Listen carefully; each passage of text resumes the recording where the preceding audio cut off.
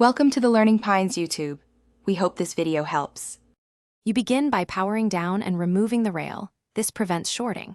Use a tri-wing driver on the back screws, then 2 Phillips near the rail. Pry the rear cover slowly, lifting from the seam while watching the battery and ribbon cables. Once open, make sure you can identify the battery connector and the joystick ribbon, label or photograph their positions so you don't mix them up.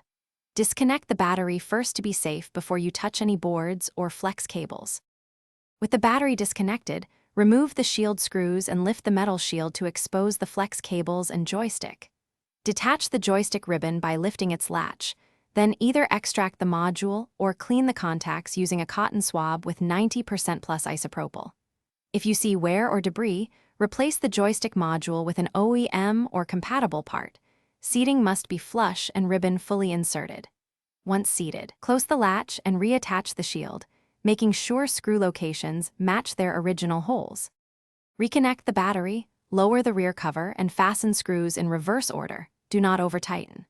Power the Switch, pair the Joy-Con, and go to controllers and sensors to run calibration and check stick response. Make sure dead zones are set correctly and test in multiple games.